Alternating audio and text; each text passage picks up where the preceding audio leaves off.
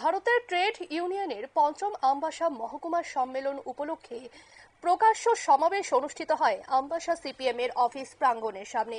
প্রথমে শহীদ বেদিতে মাল্যদানের মধ্য দিয়ে শুরু হয় প্রকাশ্য সমাবেশ এবং এদিনের এই প্রকাশ্য সমাবেশে প্রধান বক্তা হিসেবে উপস্থিত ছিলেন সিআইটিইউ এর রাজ্য সভাপতি মানিক দে, সিআইটিইউ এর রাজ্য সম্পাদক নিরোধ সাহা, আমবাসা মহকুমা কমিটির সভাপতি মনোরঞ্জন দেবনাথ সহ সিআইটিইউ এর অন্যান্য নেতৃত্বরা। প্রকাশ্য সমাবেশ শেষে সিপিএম এর জেলা অফিসে শুরু হয় এই সিআইটিইউ এর মহকুমা সম্মেলন। মহকুমা সম্মেলনে 150 জন প্রতিনিধি উপস্থিত ছিলেন। এ ব্যাপারে সাংবাদিকদের মুখোমুখি হয়ে বাম শ্রমিক নেতৃত্ব মানিক দে তিনি কি জানালেন শোনাবো। এরকম 10টা ট্রেড ইউনিয়ন এবং আরো সঙ্গে কিছু সংগঠনকে যুক্ত করে এই সিআইটিইউ কাজ শুরু করে। এ পর্যন্ত দেশব্যাপী 20-21টা ধর্মঘট আমরা করেছি উদারীকরণের বিরুদ্ধে, বিশ্বায়নের বিরুদ্ধে। বিশ্বায়ন টোটালিতে এখন কিন্তু বিশ্ব খুঁজছে, এখন কার্ল মার্ক্সের দর্শন খুঁজ করছে কি করে বিশ্বকে রক্ষা করা যায়। আমেরিকাতে আভ্যন্তরীণ ক্রাইসিস, ব্রিটেনের ক্রাইসিস, জাপানের ক্রাইসিস, উন্নত দেশগুলোর কথাই বলছি, জার্মান, ফ্রান্স, ইতালি আভ্যন্তরীণ সংকট দেখা দিয়েছে। তারা পর্যন্ত এখন এই সংকট থেকে বেরিয়ে আসার কোনো রাস্তা দেখাতে পারছে না। এটা শুরু হয়েছে 2008-এ, এখনো চলছে। আর উন্নয়নশীল দেশ ভারতবর্ষের মতো যেগুলি অবস্থা খুব খারাপ। এই পরিস্থিতিতে সিআইটিইউ কিভাবে অন্তকে একটা বেকারের দেশ তৈরি করেছে।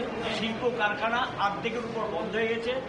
জনগণের অর্থে তৈরি করা লক্ষ লক্ষ কোটি টাকার সম্পদ জলের দরে বিক্রি করে দিয়েছেন বিজেপি দলের খুব কাছের বন্ধু মোদি, আদানি, আম্বানিদের কাছে, টাটাদের কাছে বিক্রি করে দিয়েছেন।